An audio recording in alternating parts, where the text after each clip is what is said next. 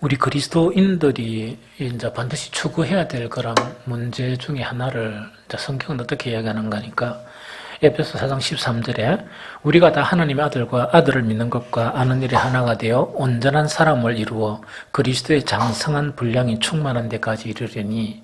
그러면 우리 그리스도인들의 그런 정체성을 여러 가지로 표현할 수 있어요. 그래서 계속 수차례 이렇게 말씀드렸지만 그리스도인의 정체성은 이 세상 사람하고 달라요. 이 세상 사람들은 지식이나 안 그러면 어떤 강함이나 육체적인 성장이 이렇게 쭉 가다가 어느 정도 성장했으면 이렇게 내려가요. 내려가는데 육체 몸만 이래 내려가는 게 아니고 정신적인 그런 부분이나 생각의 부분도 이래 내려가요. 자, 그래 가는데 그리스도인은 그렇지 않아요. 그래서 그리스도인이 그렇지 않다는 것은 그 진정한 복음 안에 딱 거하면 이렇게 가다가 이 극점에 도달해서 뭐 이 30대가 되든 40대가 되든 이래가지고 이 내려가는데 이거하고 관계없어요. 그래서 이 복음의 능력이라는 것은 놀라운 능력이 있어요, 사실은. 그럼 어떻게 되는가 하니까 계속 이렇게 그 그리스도 안에서는 이렇게 성장을 하다가 이 천국 가버려요. 그래서 이렇게 되는 게 참 잘 사는 거고 정말 이 복음 안에서 잘 누릴 수 있는 그런 부분이다 하는 그 내용이죠. 그래서 저도 그렇고 여러분들도 그렇고 계속 성장하다가 이 주님의 부름을 받는 이 복된 사람들이 되었으면 좋겠다는 생각이 듭니다. 그래서 에베소 4장 13절에도 어떤 건가 하니까 하나님의 아들을 믿는 것과 아는 일이 하나가 되기만 하면. 그래, 이거는 뭐냐니까 참 이 믿음이라는 거, 또 하나님에 대한 인식이 있죠. 이 어려운 부분이에요. 여러분들이 생각하기를 뭐 평신도만 어렵나 그런 게 아니고 정말 이렇게 막 뜨거워가지고 하나님을 사랑하다가 이 신학자 된 사람들도 있죠. 이런 분들도 딱 보면 처음에는 막 그 열정이나 이런 뜨거움이 있다가 어떻게 되는 거 아니까 내주 학문적으로 빠져버리는 거예요. 그러다 보니까 막 외국도 유학 갔다 오고 막 이래가지고요. 대학 교수도 하고 막 이러는데 만나서 딱 보면 행편없는 사람으로 전락되어 있어요. 인격도 안 돼 있고 생각도 안 돼 있고 지식도 편협하고 이런 거 있죠. 그렇게 바뀌어버리는 사람들이 꽤 있어요. 그래서 뭐 제가 탁 이렇게 거론은 못하지만은 한 번씩은 제가 이 마음이 아픈 분들을 봐요. 거기를 이름은 거론하지 않고 마음이 아픈 분들을 이제 딱 보면 어떤 부분인가 하니까 사실은 언어 문제가 상당히 심각하거든요.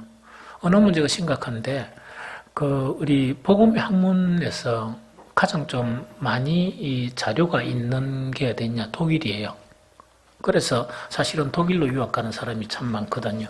독어가 좀 어려워요. 그러면 이 영어권에 있는 부분 자체가 꼭 이렇게 그렇다 하는 건 아니지만 그 자료들이나 이런 부분이 조금 이렇게 그런 부분이 있는 것 같다는 그런 생각이 들거든요. 그래서 독일 유학 갔던 분들 보면 질려가지고 그 자료 때문에 자료가 너무 많아가 질려가지고 막 이래 있거든요. 그럼 보통 뭐 외국 가가지고 신학 박사라 그러면 그 많은 자료 가운데 한 10,000분의 1 정도. 그럼 보통 여러분들 뭐 신학 박사다 이러니까 막 이래 놀래죠. 어떤가니까 에스겔스 하나를 전공하는 거예요. 그과 논문을 쓰는 거예요. 그과 몇 년 동안 논문을 썼냐? 정식적인 코스는 한 5년 정도 걸려요. 5년 정도 걸려가 논문이 패스돼야 박사학위를 받고 보통 보면 어렵게 따는 사람들은 5년에서 한 7년 정도 걸려요. 석사학위 받고 난 다음에 그럼 대학 4년이죠. 석사학위 3년이죠. 그 다음에 박사학위가 뭡니까? 5년에서 7년을 더 공부하는 거예요, 사실은. 그래가지고, 이제, 획득을 하는 게 학위, 전형적인 학위예요. 그런데 대부분 학위 받았다는 거는 그런 전형적인 코스가 아니에요. 아니고, 좀 이렇게 막 그냥 대충, 그렇게 쉽게 이야기하면, 우리나라 같으면 무슨 학술위원회에서 주는 학위하고, 문교부에서 주는 학위는 같습니까? 다릅니까? 다르죠. 그런 거와 같은 그런 부분인데 우린 평신도는 잘 모르니까 막 갔다 왔구나 학위 받았구나 막 이래 하거든요. 그래서 우리가 이제 참으로 이 지식의 부분도 그렇고 또한 하나님을 믿는다는 그 부분도 그렇고 참 이게 좀 어려워요.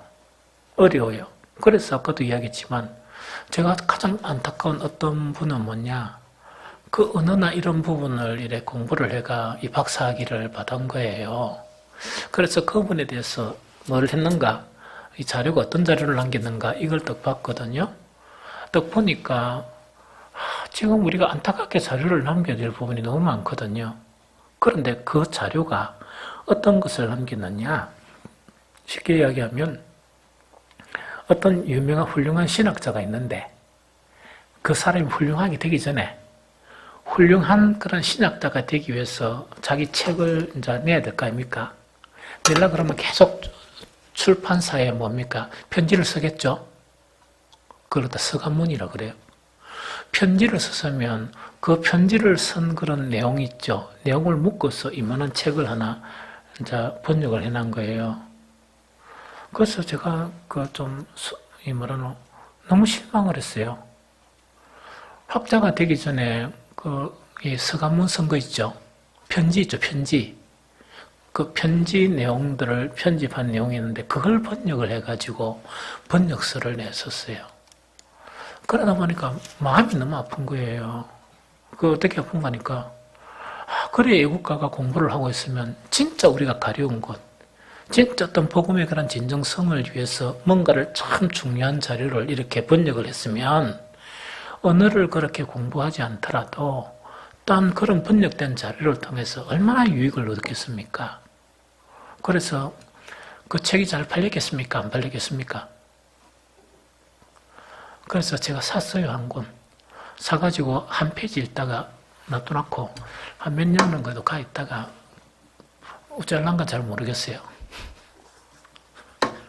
그러니까 그렇게 이런 부분을 이야기하거든요. 그래서 에베소서 4장 13절에 우리가 다 하나님을 뭐하는 것과 믿는 것과 또 하나님을 아는 일에 하나가 되는 거, 이걸 지금 이야기하는 거예요. 아는 일에 하나가 되기만 하면 왜 된다고요? 온전한 사람을 이루고 그리스도의 장성한 분량이 충만한 데까지 이르게 된다 이야기입니다. 그래서 믿음도 정말 잘 믿고 또 주님을 알아가는 몸부림도 정확한 이렇게 잘 선택을 해야 돼요. 그 두 가지만 잘하면 왜 된다고요? 우리는 죽을 때까지 성장만 하다가 죽어요. 성장만 하다가 죽을 수 있어요. 왜냐니까 우리에게 성장을 시키는 그리스도는 뭔가니까 우리가 미칠 수 있는 분입니까? 못 미치는 분입니까? 도저히 미칠 수 없는, 도달할 수 없는 분이기 때문에 저나 여러분들이나 모든 학자들이나 모든 그 사람들은 성장만 하다가 이렇게 인생을 끝마치는 그 정체성을 가지고 있어요. 그게 뭐냐? 그리스도인의 정체성에 대한 부분이에요. 그래서 성경에는 뭐냐? 자라가라, 계속 성장하라 하는 그런 명령 자체가 왜 나타나는 거니까 그게 그리스도인, 즉 살아있는 그리스도인의 모습이에요. 그런데 성경에서 머무르는 거 있죠. 머무르는 거는 머무르는 게 아니고 뭐라 그랬습니까? 퇴보입니다. 퇴보. 타락하는 거예요. 사실은. 타락해 가는 과정이 보통 세상적으로 머무른다 하는 그런 부분이에요. 그리스도 안에서는 머물러 있으면 타락이에요. 그런데 하물며 옛날에는 내가 이렇게 참 잘했는데 지금 아니다 하는 건 뭡니까? 더 타락입니까? 쉬는 겁니까? 더 타락일 수도 있다. 영적으로. 그런 거는 우리가 좀 고려를 하는 게 참 좋겠다는 생각이 듭니다. 그래서 그 고린도 교회라는 그 고린도 교회가 있는데 이 바울이 여러 번, 우리는 지금 아는 거는 고린도전서, 고린도서 두 권 있는 거 알죠? 그런데 성경을 읽어보면 두 권이 아니고 여러 번 서신을 보내는 거예요. 고린도 교회. 왜? 고린도 교회에 이제 문제가 있다 보니까. 그래서 고린도전서에 보면 또 어떤 내용인가 하니까 고린도 교회라는 그 교회를 형성했지만 바울은 어떤 식으로 대한다? 성숙한 사람으로 대하는 게 아니고 어떤 사람으로? 어린아이처럼 대한다는 이야기죠. 그래서 바울의 이 서신에 대한 이 고린도전서의 내용이 있죠. 이것도 수준이 어떤 수준이란 말입니까? 아주 이게 낮은 수준으로밖에 나는 너에게 편지할 수 없다는 그 지금 이야기하는 거예요. 좀 이해가 되죠? 그런데 고린도전서가 어렵습니까? 쉽습니까? 재밌죠? 그러니까 이제 그 영적인 상태를 이야기하는 거예요. 그럼 이거는 이것과 뭐 제가 방금 이렇게 이야기했다 이거 막 주눅들 할 필요도 없습니다. 왜냐니까 우리가 본받아야 되고 배워야 할 그리스도인은요. 그리스도 자체는 뭐냐니까 우리 손으로 도저히 도달할 수 없는 사도 바울이 얼마나 영성이나 모든 부분이 이렇게 충만합니까? 이 바울의 서신을 보면 몰라가지고 좀 헤매고 있거든요. 그래서 신학을 연구하면서 바울 서신에 대한 연구를 하는데 너무 어려워서 못해요. 어려워서 잘 못해요. 그러고 누군가가 우리 이제 목회자 우리 이제 정신척에 하는데 자관 어떤 이 바울 서신 가지고 이제 책을 준비하면서 그거 가지고 이제 우리가 그 한 학기를 공부한 적이 있거든요. 그 자료를 보면서 내가 너무 실망했어요. 왜냐니까 그래도 대한민국에서 그 최고 탑 클래스에 속한 그런 분인데 정말 이것밖에 안 되느냐 할 정도로 그렇거든요. 그만큼 그 바울의 서신이 어려운 부분이에요. 이 무슨 말인지 알겠죠?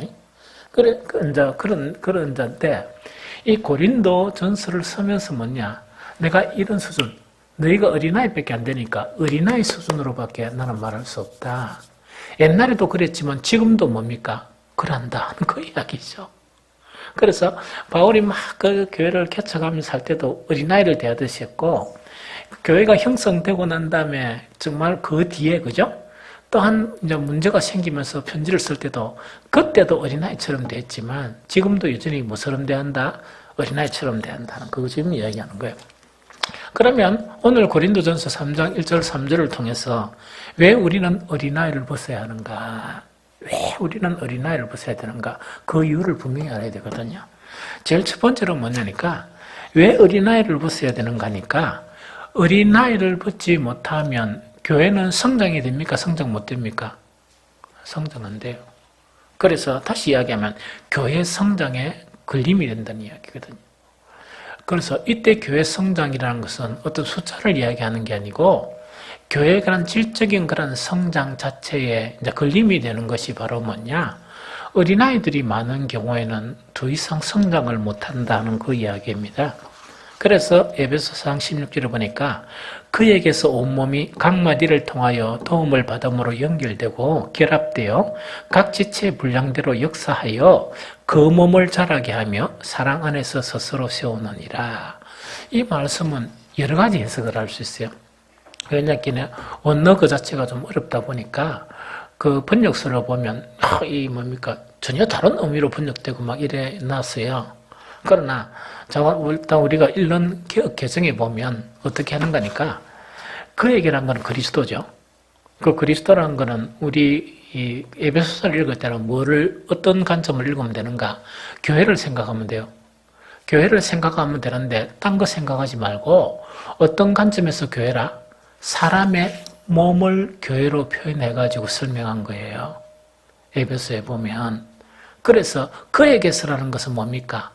교회의 머리 대신 그리스도를 이야기해요. 그러면은 우리 그리스도인에게 성장의 동력은 누구로부터 나온다? 그리스도로부터 나온다는 그 이야기입니다. 그래서 4장 16절에 보면 그에게서 그란 거는 그리스도를 이야기합니다. 그리스도에게서 온몸이 각 마디를 통하여 온몸이라는 거는 지체를 이야기해요. 지체는 누굽니까? 우리 한 사람 한 사람. 우리 한 사람 한 사람이 이제 지체란 거예요. 온몸이 각 마디를 통하여 도움을 받음으로 연결되고 하면서 그 뒤에 말이, 이 번역된 말이 아주 중요해요. 각 지체의 분량대로 역사하죠. 각 지체의 분량대로 역사한다는 걸 이야기입니다. 자, 목사 있죠? 그 다음에 장로, 그 다음에 안수집사, 권사, 뭐 이렇게 다 있을 거 아닙니까? 있으면 뭐냐? 각 지체의 분량이란 건 뭡니까? 목사의 분량만큼, 장로의 분량만큼, 안수집사의 분량만큼, 우리 권사들의 분량만큼, 서리집사들의 분량만큼 뭐 한다고? 역사한다는 이야기. 머리에 있는 그 분량은 말할 수 없는 풍성한 분량이지만 우리 교회에 역사하는 그 역사는 그 그것 자체, 머리에 있는 그 분량이 다 역사한단 말입니까? 각 지체의 분량만큼 역사한단 말입니까? 이 뭔 줄 알겠죠? 그래서 각 지체의 분량이 종적이면 종적인 만큼 역사한다. 각 지체의 분량이 큰 그릇이면 크게 역사한다는 이야기입니다. 그럼 제가 종적이라 표현해서 그런데 그 종적이라는 것만 어린아이를 이야기하는 담을 수가 없다는 이야기. 그리스도의 분량을 아무리 주시고 있어도 담을 그릇이 안 되고 담을 이렇게 담을 수가 없는 거예요. 그래서 왜 우리는 어린아이를 벗어야 되는가? 교회 성숙, 아까도 얘기했지만 교회 성숙이라는 이 개념 자체가 숫자를 이야기하는 거 아니고 교회 질을 이야기해요. 그 교회 질을 이야기하는데 왜 우리 한 사람 한 사람은 성장해야 되느냐? 내가 성장하지 않으면 왜 된다고요? 내 분량만큼밖에 하나님의 아무리 능력이 계시고 그리스도에게 안에 하나님의 모든 충만이 이렇게 가한다 손치더라도 우리 교회 역사하는 것은 뭐만큼만 역사해? 내 분량만큼 역사한다는 얘기죠. 이 무슨 말인지 좀 알겠습니까? 그럼 각 지체에 좀 차이가 있겠죠? 차이가 있는데 교회라는 것은 뭡니까? 모든 활동과 모든 것들의 연합이죠.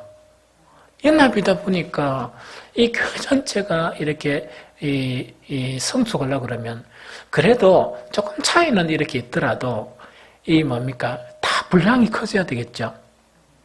그 분량이 커져야 전체적으로 임하는 분량 자체가 커지는 거예요. 이거 무슨 말인지 좀 이해가 되죠? 그래서 그 분량대로 역사회가 그 몸을 자라게 하며 그 몸을 자라게 한다는 게 뭔가 몸이 뭐예요? 교회죠? 교회를 자라게 한다는 얘기예요. 교회를 자라게 하며 사랑 안에서 스스로 세우느니라. 그러면 우리가 하는 거는 뭐냐?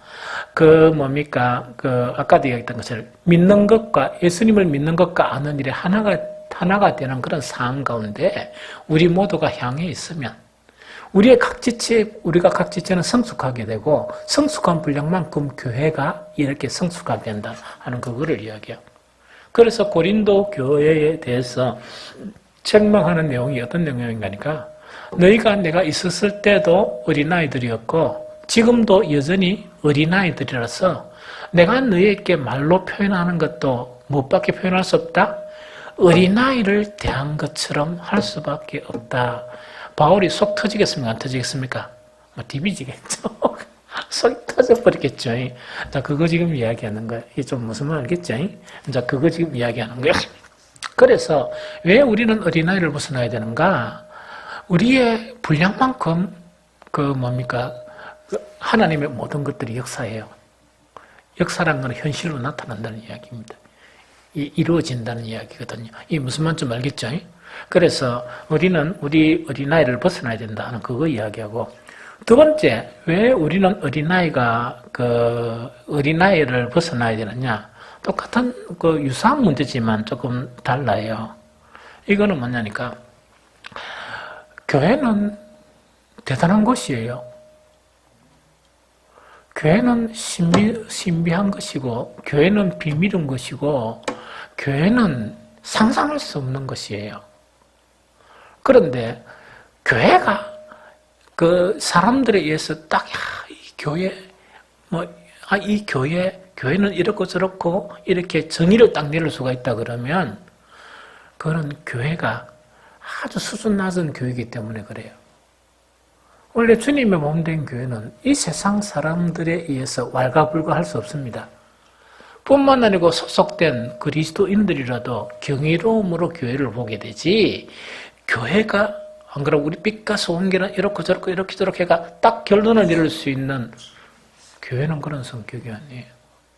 그러면은 왜 교회 자체가 사람들에 의해서 그죠? 다 아는 것처럼 어떤 교회는 이렇고 저런 교회는 저렇고 이렇게 하는 거는 그 사람만의 문제는 사실은 아니에요. 또 교회를 그렇게 평가하면 좀 안 되는데 또 평가를 당한다 그러면 그 사람만의 문제가 아니고 교회 자체가 좀 문제예요. 좀 이해가 되겠죠?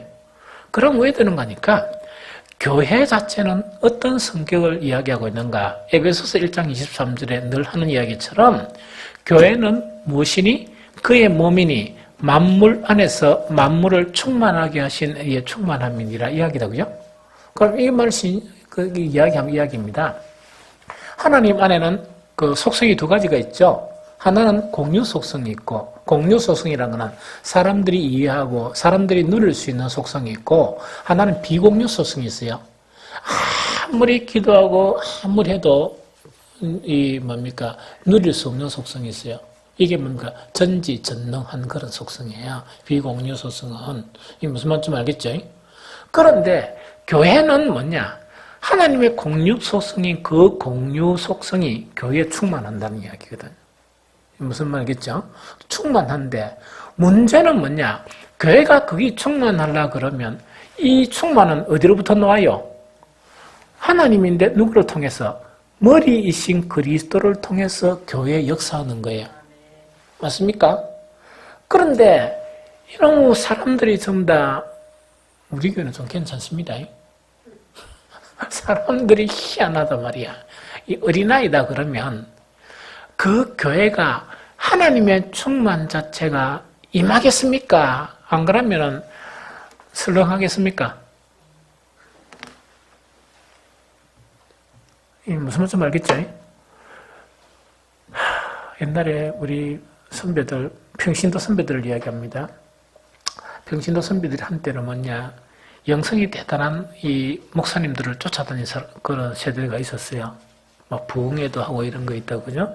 이런 그런 세대들도 좀 있었거든요. 그래서 교회보다 뭡니까?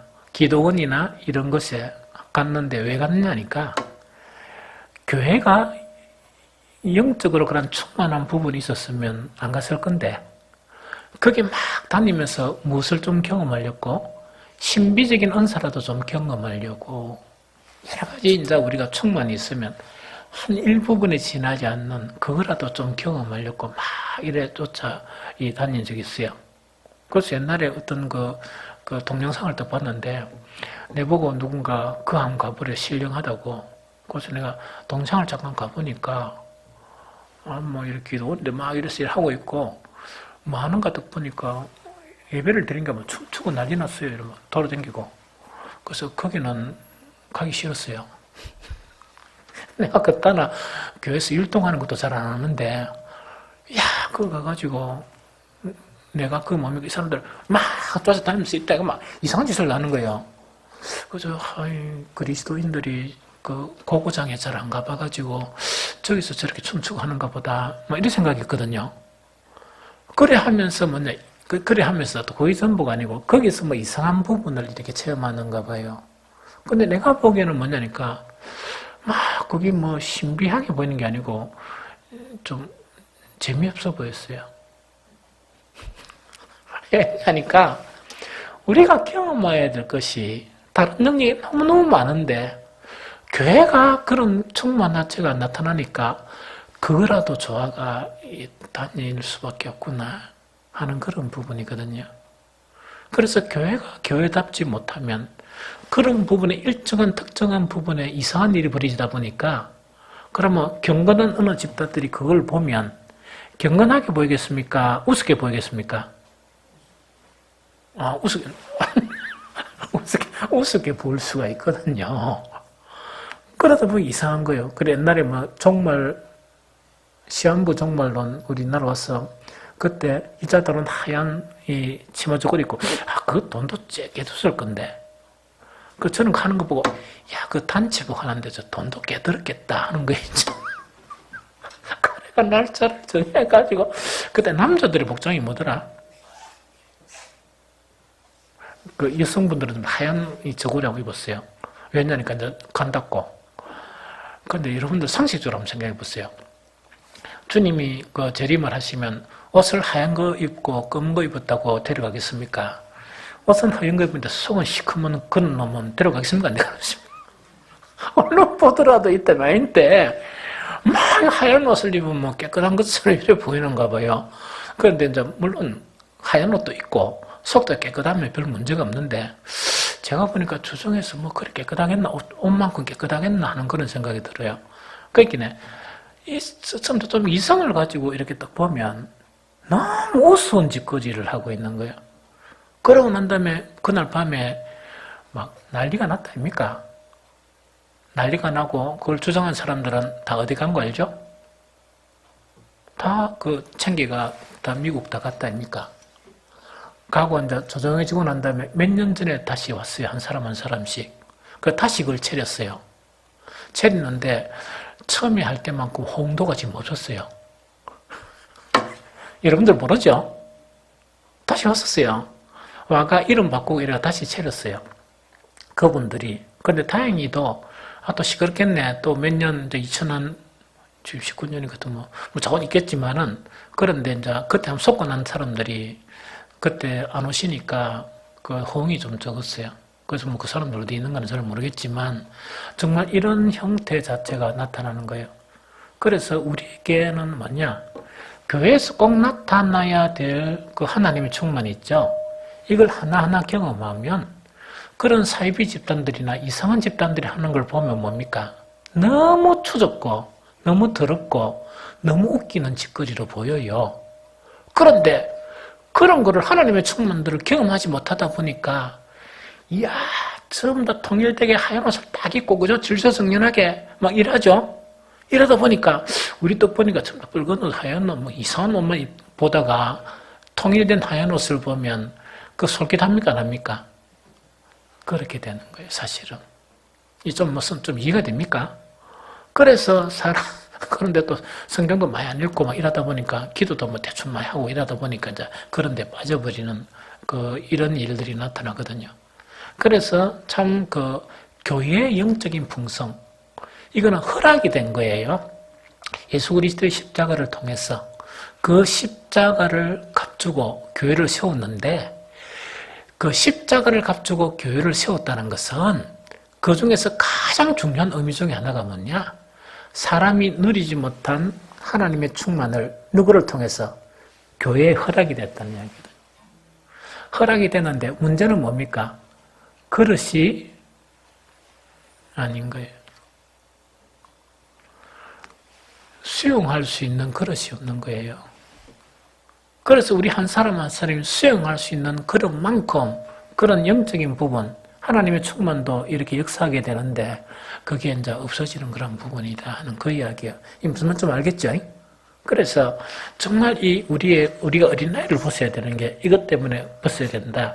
세 번째, 왜 우리 한 사람 한 사람은 어린아이를 벗어야 되느냐? 이거는 고린도전서 지금 오늘 본문에서 이야기하고 있죠. 어린아이를 벗지 못하면 어디 된다고요? 교회는 지속적으로 뭐가 일어난다? 다툼이 일어나요. 늘 싸워요. 늘 싸워요. 그래서 고린도 3장 3절에 보니까 뭐라고요? 너희는 아직도 육신에 속한 자로다. 너희 가운데 뭐가 있으니? 시기와 분쟁이 있으니 억지 육신에 속한 사람을 따라 행함이 아니리요. 이야기다. 그죠?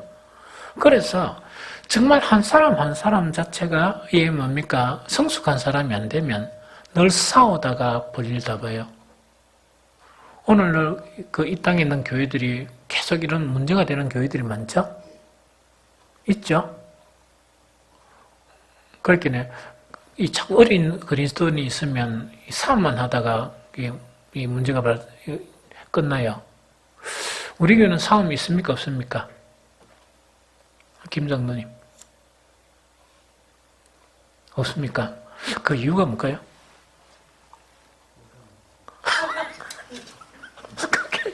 그래서, 그건 잘 모르겠는데, 지금은 좀 조용한 것 같아요. 또 내가 개척했으니까 내가 부임했다 그러면 또 잘 모르겠죠. 그런데 문제는 싸움 있는가 없는가는 뭐 해봐야 한다? 제가 죽어봐야 알아요. 죽고 난 다음에 이제 고린도서를 쓰면서 있답니까? 내가 그때도 너희들을 대함이 뭐처럼 대했다? 어린아이처럼 대하고 이 편지가 너희한테 갈지 안 갈지도 모르겠지만 나는 지금도 여전히 어린아이처럼 대한다. 왜? 여전히 너희 속에 시기와 뭐가 있다? 분쟁이 있다. 이런 편지를 받게 되는 거예요. 좀 무슨 말인지 좀 알겠죠? 그래서 중요한 거는 뭐냐니까, 뭡니까? 우리 한 사람 한 사람이 어린아이를 벗어나지 못하면 보통 세상에서 사람들 싸우는 거 있죠? 싸우는 거는 타당한 이유가 있습니까? 없습니까? 이거는 여러분들이 좀 이해하라는 이야기거든요. 세상 사람들이 싸우는 거는 타당한 이유가 있어요. 왜? 먹고 사는데 지장이 있으니까 싸워요. 그래서 그 싸우는 것과 심각하게 생각 안 합니다. 내가 먹고 살려고 하니까 피해를 입었기 때문에 싸운다. 그거 아마 심각하게 대하지는 않거든요. 중재하려고 그러는요. 그리스도인들이 싸우는 거는 타당한 이유가 있겠습니까? 없겠습니까? 이유도 없어요. 타당한 이유도 없어. 맨날 물어보면 싸우는 사람 이거 물어 저런 이유 보면 뭐 때문에 싸우는지도 몰라. 그게 왜 그러는가 하니까 이런 이야기예요. 세상 사람들은 싸워야 될 이유가 분명히 있거든요. 그리스도인들이 주님도 잘 모르죠. 믿음도 똑바로 믿음이 아니죠. 이러고 싸우는 거예요. 싸우는데 맨날 딱 보니까 누가 싸우는지 모르겠는데 그 누구란 건 누굴 이야기합니까? 사탄이에요. 그래서 지난 내가 뭐하고 싸우노 이런 거 있죠. 그렇게 이거는 왜냐니까 교회가 세상 사람들보다 수준이 낮다는 이야기가 아니고 세상 사람들은 분명한 먹고 산다는 그런 이유 때문에 내 거를 지켜야 되고 또 이를 보호해야 되고 하니까 싸우는 거예요. 또 욕심도 좀 있고 그렇지만 그리스도인들은 그거 가지고는 안 싸우거든요. 안 싸우는데 뭔가 싸우는데 딱 보니까 렌즈는 딱 보면 분명한 이유가 없는 거예요. 왜 이유가 없느냐?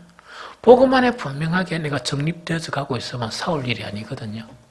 그러나 사탄이 계속 역사하다 보니까 왜 됩니까? 싸울 이유가 있는데 그때는 있었는데 지나고 나보니까 이유가 없는 거예요.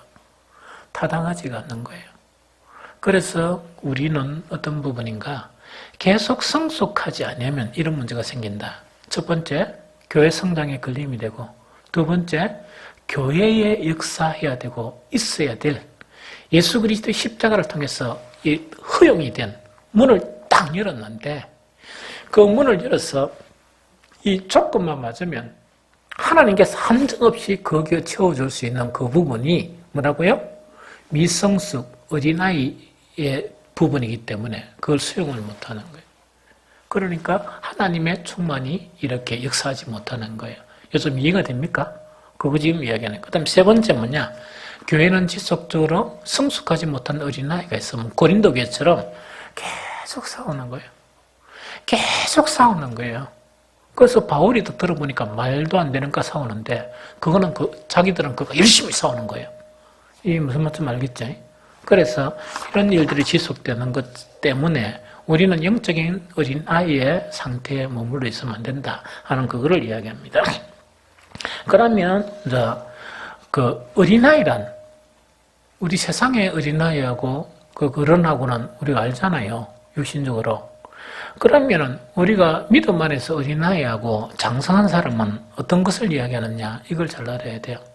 이걸 알아야 어린아이를 탈피하죠. 이거는 세 가지만 보면 이 두 가지 먼저 보면 이야기다. 그죠? 어린아이는 고린도서 3장 1절이란 뭐로 표현하고 있습니까? 육신적인 사람으로 표현하고 있어요. 그러면 장성한 사람은 그 반대 방향으로 뭡니까? 영적인 사람이에요. 자, 그럼 이거 이야기다. 그죠? 교회에 딱 와가지고 이거는 뭡니까? 계속 육신적인 관점에 머물러 있는 상태를 뭐라고 이야기한다고요? 어린아이라 이야기합니다. 그러면 장성한 사람이란 것은 육신적인 관점에서 탈피해가 무슨 관점으로? 영적인 관점으로 이렇게 전환되는 사람을 이야기해요.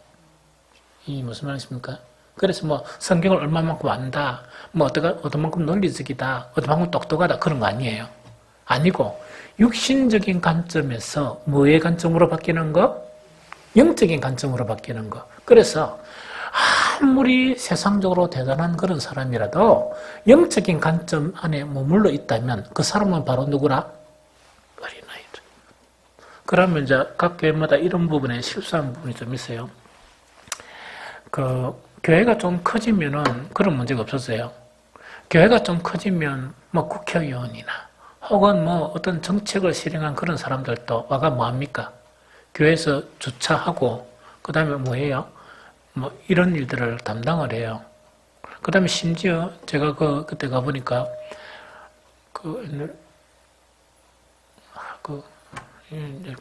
이름도 잊어버렸네. 저건 그게 한 3,000명이 되는 교회인데 주님 사랑의 교회. 주님의 사랑의 교회 제가 저번에 주일날 초청해 받아가 한번 갔잖아요. 그 목사님들이 와서 잠깐 설교하고 가셨다면서 자원했는데 그래서 제가 그 2부, 3부, 4부 예배 인도했거든요. 총 그 주일날 4부 예배를 이제 드리는데 그런데 그 교회 가서 놀란 게 뭐냐니까 흡수룩하게 생겨가 막 이 봉사하고 하는 사람 있죠. 그래서 저분이 누군가 합니까? 그래. 대법관 무슨 법관이 있다고 그죠? 그 사람이 너무 있긴 해요.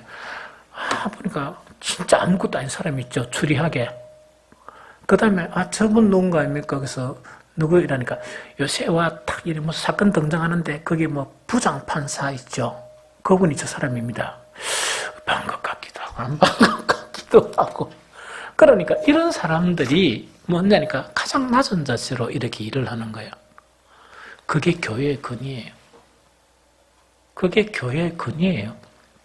그래서 제자 한 그룹에 또 보니까 저번에 책자 하나 줘가지고 또 보니까 그 한 그룹에 그 뭔가니까 뭐 작은 왜든가 뭐 교수 뭐 이래가 막 그 해가지고 한 열 몇 명이 딱 보니까 전부 다 리스트가 그런 사람들이에요. 왜냐면 이게 강남에 있는 교회니까 이제 봤거든요. 그런데 그 표티가 전혀 안 나는 거 있죠. 그래서 거기서 무슨 뭐 의사든가 이분이 이제 일단 목사가 갔으니까 저녁 초대를 하더라고요. 한 몇 명하고. 이렇게 이제 저녁을 먹으면서도 보니까 전혀 그런 표시가 안 나요. 그러면서 뭐라 하는 거니까, 토요일 날 저녁에 저녁 초대를 받았는데, 그 양반이 뭐라 하는 거니까, 목사님, 제가 봉사하는 게 있는데요. 이제 의사가 뭐 하는 거니까 주일날 팥빙수 판다 그랬죠? 성우도 들어. 팥빙수 팔아가요. 제가 열심히 이거 팔고 있습니다. 주일날.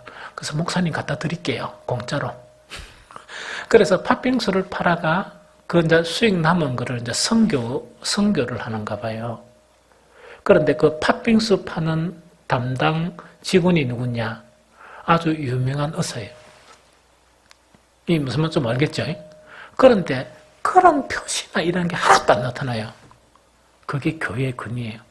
그래서 나중에 이제 밥 먹고 나니까 뭐 누가요 이 팥빙수 갖다 주세요 줬는데 보니까 아무것도 아니더래요. 뭐 요만한데 해가지고 뭐 퍼먹는 거 있다고 몇 숟가락 뭐 먹는 거 그거 하나 갖다 주더라고요.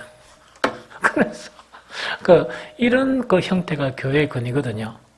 그런데 교회 자체가 이 교회의 근이가 없으면 세상적인 그런 것으로 교회 일을 하려는 거예요. 그러면요 교회는 앞날이 억수로 어두워져요. 억수로 어두워져요.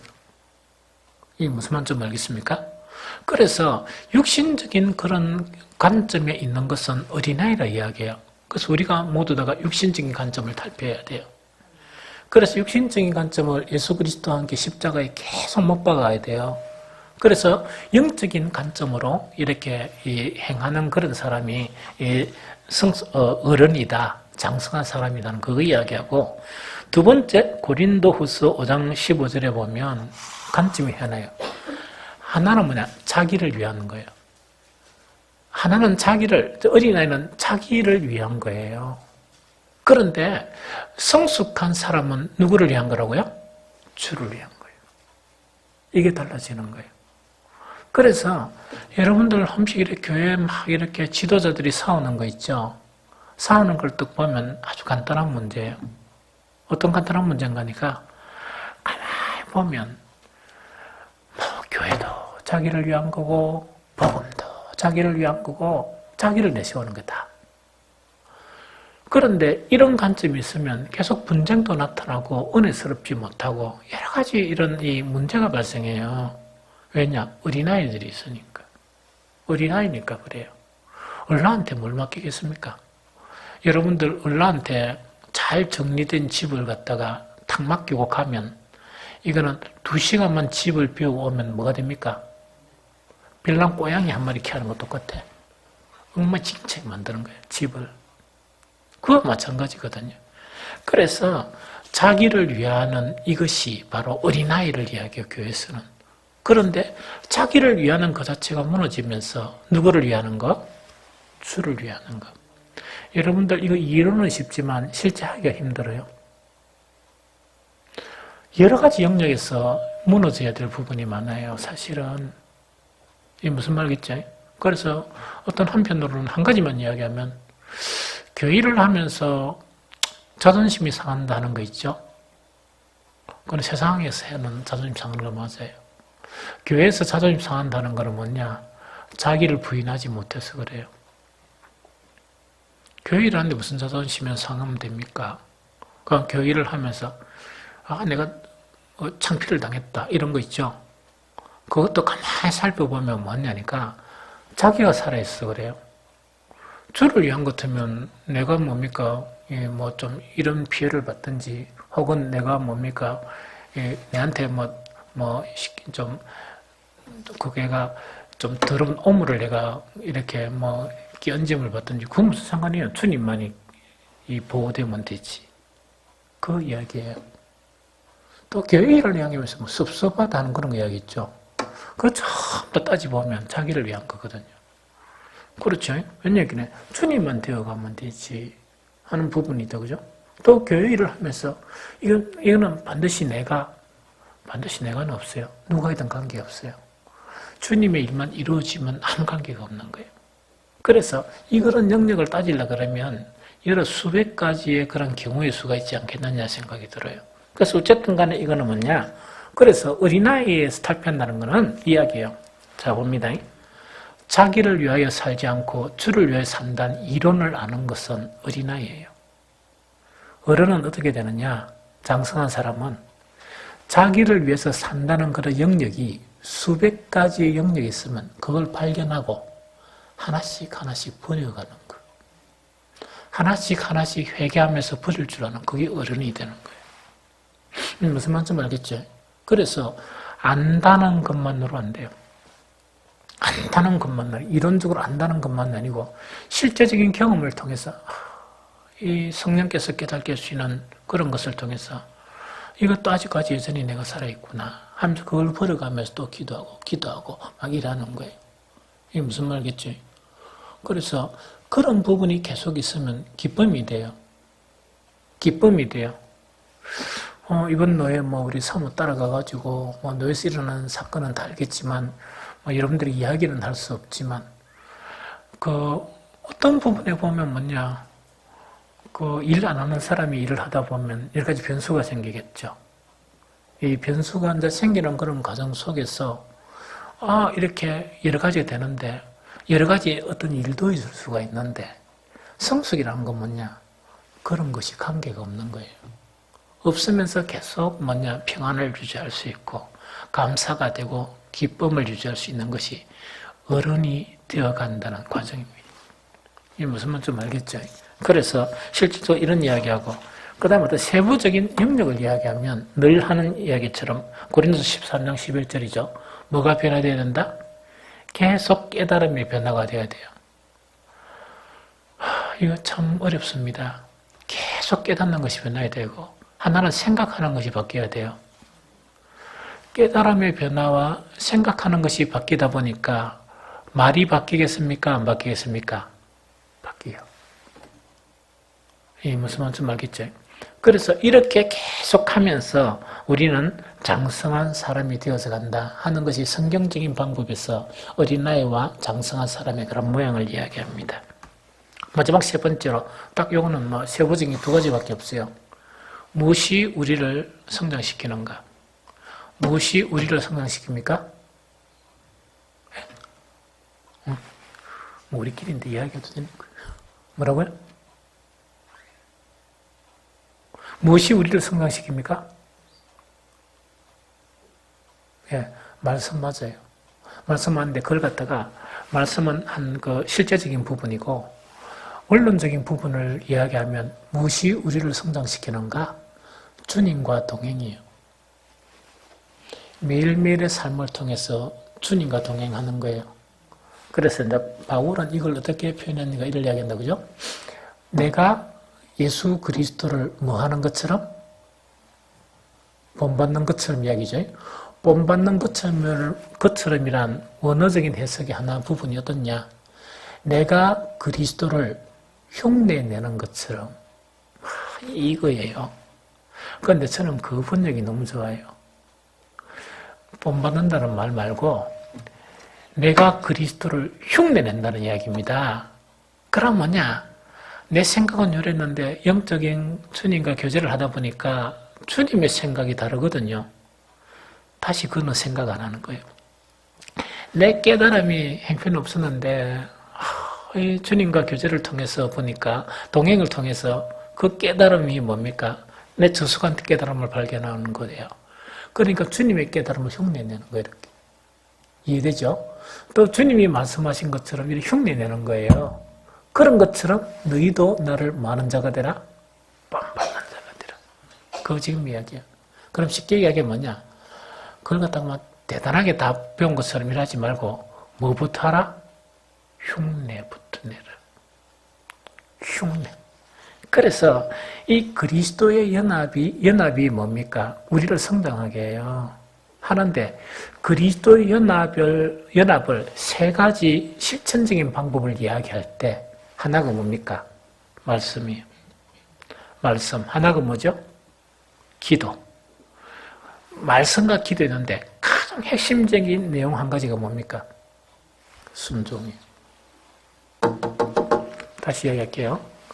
말씀, 기도가 있는데 이걸 왜 이야기하는가? 교회에서 보면 성경 필독을 열 몇 번 한 분도 있어요. 또 성경을 갖다가 100독, 50독, 60독 한 분 있어요. 그런데 여전히 이기적이고 여전히 생각이 피폐하고 이런 분들이 참 많아요. 즉 성경을 그렇게 많이 필독하고 했다고 손치 안 된다는 이야기거든요. 성경을 그렇게 하는 것처럼 뭐 해야 돼요? 순종을 해야 돼요. 순종하는 게 흉내내는 거고 본받는 거예요. 이해가 됐죠? 이게 무슨 말이겠습니까? 아주 중요해요. 그러면은 기도하는데도 순종적인 기도가 있습니까? 없습니까? 있어요. 어떤 기도예요? 내가 원하는 것을 구하는 기도. 애써 무슨 기도로? 나를 쳐서 복종시키는 기도예요. 자, 잘 들어보세요. 여기서 우리가 성숙하게 되는 거는 뭐냐?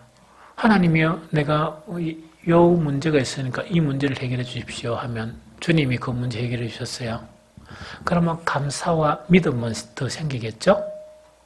그러나 그 기도 응답 자체가 나를 성숙시키는 데까지는 참 이렇게 미미해요.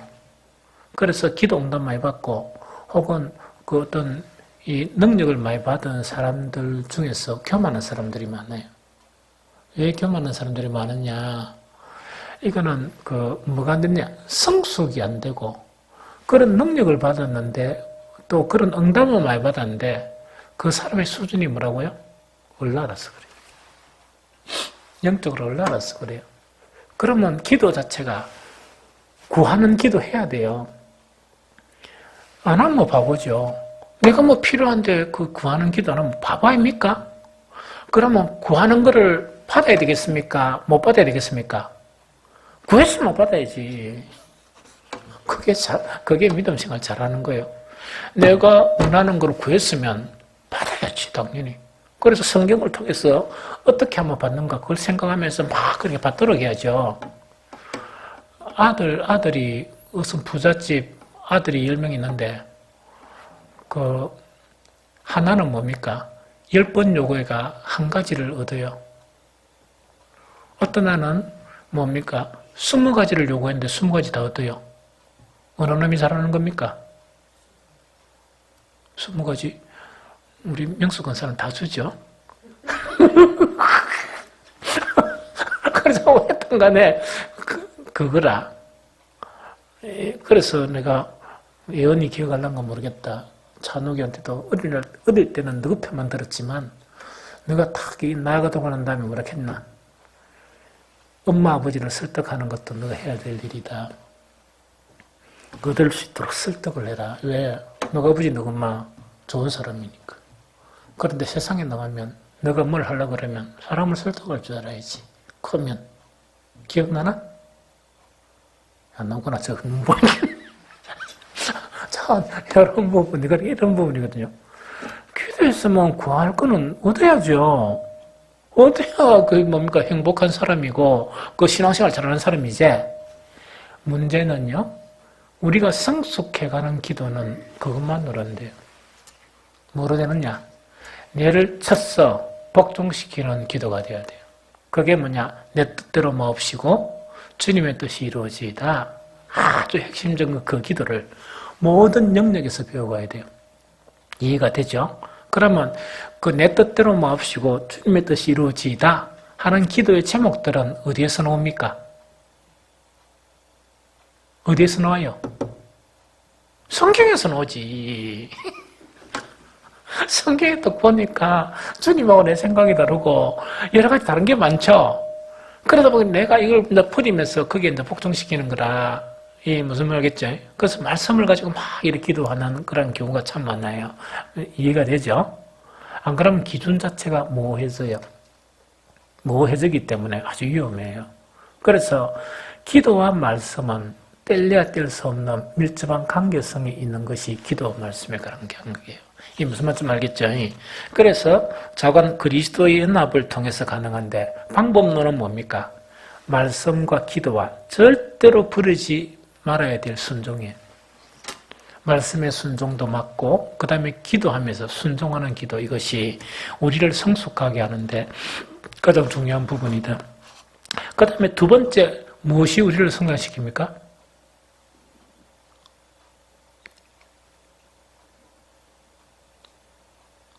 무엇이 우리를 성장시킵니까?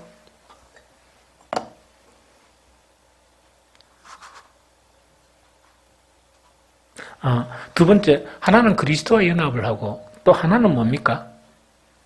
성숙한 사람들과 교제를 해야 돼요. 성숙한 사람들과 교제를 하다 보면 뭘 합니까? 그 사람을 통해서 내가 성숙해져요. 이 무슨 말인지 좀 알겠죠? 그래서 지난 수요일인가 금요일도 이야기했지만 나는 내가 좀 배워야 될 사람이 딱 있으면 그 사람에 대해서 옥석 친절해요. 그렇게는 목사님들 중에서 이게 무슨 말이겠죠? 또 가까이 이렇게 하려고 막 이렇게 노력을 해요. 그런데 이번 노예 기간 동안은 뭐냐? 내가 마음을 딱 정하고 있는 한 사람이 있었는데 사모가 뭐라고 하는 거니까 탁 내보고 뭐렇게요? 저 목사님처럼 저렇게 좀 했으면 좋겠다 이래요. 그러니까 화를 하나도 안 냈어요. 화를 하나도 안 난 게 뭐냐? 내가 이미 내 단점을 알고 하다 보니까 나는 저 사람을 좀 배워야 되겠다. 마음을 딱 가지고 있는데 사모가 그런 이야기 하니까 확인을 해준 거예요. 확인을 해주다 보니까 마음이 참 기뻤어요. 그래서 이렇게 이제 설레임이란 거는 뭐냐? 어떨 때 막 노예 일을 하고 나면은 스트레스가 좀 많이 쌓이는 부분이 많았는데 그런 사람 또 언제까지 그분하고 이렇게 하려는 거는 잘 모르겠지만 그런 사람이 있다는 것 자체가 설레이는 거예요. 왜? 뭐 자꾸 이렇게 목사님들 만나면 만날 수 있다는 그 부분 때문에. 우리 교회에서도 마찬가지예요. 교회에서도 사람을 만나면서 물론 가려서 만나는 게 아니고 내 성숙을 위해서 특별하게 목표를 두고 만나야 될 사람이 있으면 차도 한 번씩 나누고 또 식사도 하고 이러면요. 이 성숙하게 되는데 많이 도움이 돼요. 자, 봅니다. 그리스도와의 연합을 통해서 배우는 게 쉽겠습니까? 사람과의 교제를 통해서 배우는 게 쉽겠습니까? 사람과의 교제예요. 그리스도와의 연합은 말씀과 기도, 순종이라는 이야기죠. 이 이론을 실제적인 부분으로 알려고 그러면 시간이 좀 필요해요. 아까 이야기했죠. 어떤 영향력 있는 교수가 몇 년간을 거쳐서 번역했는데 뭘 번역했다고요? 나는 이제 그게 너무, 왜냐하면 그런 지식적인 영역과 그런 언어적인 영역과 이런 능력이 있는데 더 훌륭한 자료들을 좀 남겼으면 많은 사람들에게 얼마나 도움이 되며 또 주를 알려고 몸부림치는 목회자들한테 얼마나 도움이 되겠냐는 그런 안타까움이 사실은 그게 필요 없다는 거 아니거든요. 그러나 학문적인 견지에서 그게 필요하다면 필요하겠죠. 필요하지만 정말 영적인 그런 견지에서 저런 훌륭한 분이 그런 자료, 어떤 참 필요한 자료를 남겼으면 얼마나 좋을까 하는 이야기거든요. 주님과 교제를 통해서도 잘못되면 그분처럼 되는 거예요. 꼭 배워야 될 부분은 못 배우고 불필요한 부분을 배울 수 있는 배울 수 있어요. 그러나 사랑과의 교제를 통해서 배울 수 있는 부분은 뭐냐? 주님과 그런 말씀과 기도를 통해서 내가 뭘 배워야 될지 모르는데 영적인 성숙한 사람은 뭡니까? 이미 주님을 통해서 배우는 사람에게 나타난 그런 이 영역들이 있어요. 그거 배우면 돼요. 그래서 내가 어떤 목사님 한 분 여러 분 만나서 교제를 했는데 나는 좀 단점이 설교나 이런 부분에 이 말 자체에 아직까지 좀 힘들어요. 언어적인 부분에. 단어 선정이나 언어적인 부분에 내가 너무 취약하다거나 기도를 참 많이 하고 있거든요. 그분은 그런 부분을 참 잘하는 거예요. 참 잘하시는 거예요. 조리 있게. 길지 않게끔 탁탁 이 함축을 하면서 그래서 내가 저 양반은 은혜의 마술사다 할 정도로 잘해요. 그래서 그런 부분, 그렇게 내가 배워야 될 영역이 있다고 그죠? 그걸 딱 보면서 배우고 또 그렇게 하다 보면 다른 부분도 배울 수가 있겠죠. 있으면 또 배우면 되고. 이해하겠죠? 그래서 사람을 통해서 배운다는 거예요. 그 다음에 사람을 통해서 배운다는 이야기입니다. 서로 사랑하라. 원론적인 부분을 내가 적용을 하니까 적용이 잘 안 되죠. 용서하라. 그것도 잘 안 되죠. 어떤 특정한 부분을 딱 보는데 나는 어떤 상황에서 화가 나는데 그 사람 화를 안 내거든요. 그럼 그 사람은 성경에서 가르친 그 부분이 이미 그 사람의 것이 되었죠. 배우기가 쉬워요. 그러면서 정말 사람들을 대하는데 보니까 너무나 사랑으로 대하는 그 부분을 또 배우게 되죠. 그래서 더욱더 손쉽게 배울 수 있고 성숙할 수 있는 부분이 뭐를 통해서? 성숙한 사랑과의 교제를 통해서 많이 배워서 가요. 그래서 우리 교회도 보면 좀 더 장단점들이 있잖아요. 그래서 서로 이런 사람하고 이런 교제를 통해서 왜 교제를 내가 중요시하느냐? 단점을 좀 없애고 장점을 배우고 하는 거 있죠. 서로 간에. 그래 돼야 되는데 가장 성장하는데 장애되는 사람이 뭡니까? 나는 이것이 내 개성이라고 주장하는 사람들이 있죠. 안 돼요. 절대로 변화가 없습니다. 절대로 변화가 없어요. 우리는 끊임없이 이 변화되어서 가야 돼요. 죽을 때 주님이 우리를 부르실 때까지. 이 무슨 말 알겠죠? 그래야 아까도 얘기했죠. 교회가 성장할 수 있다. 또한 두 번째로 교회에 있어야 될 하나님의 충만을 교회가 나타남으로 교회에 새롭게 온 사람들에게 아주 좋은 선물들을 해줄 수 있어요. 그렇죠? 또 세 번째로 전혀 불필요한 것 가지고 교회에서 분쟁이 일어나거나 그런 일이 없을 수가 있거든. 얼마나 감사한 일이. 그렇죠? 그래서 지속적으로 성장해 나가는 저와 여러분들이 되었으면 참 좋겠습니다.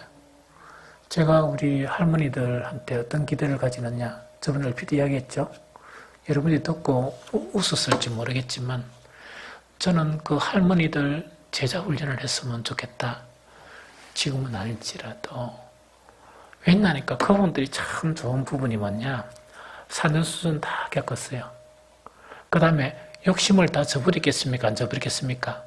많은 능력의 욕심들이 없는 거예요. 그래서 조그만 기력이 있고 조그만 의식만 있는 사람이라면 제자 훈련을 하면 참 아름다운 노인들이 될 수 있겠다. 하는 그런 생각을 하는 거예요. 그렇게 되면 교회도 뭐냐? 짐을 많이 들 수 있다. 짐을 많이 들 수 있다. 그분들이 그분을 전도하고 그분들이 그분을 거면하게 하면 얼마나 우리가 더 쉬워질까 하는 생각이 들어요. 그렇게 되면 먼저 어떻게 되느냐? 지금 어떤 선물 공세 막 이래하죠? 그런 게 불필요해져요. 예, 진짜 복음으로 줄 수 있는 걸 주게 되니까. 그럼 한 번씩 이제 그런 부분을 하고 이래도 되게 되거든요. 그래서 제가 그 노인들한테도 그런 희망을 가진다 그러면 우리는 뭡니까? 더 성숙해야 되고, 더 성장해야 되고, 더욱 아름답게 변화되어서 나가는 저가 돼야 되고, 여러분들이 돼야 돼요. 예. 우리 찬양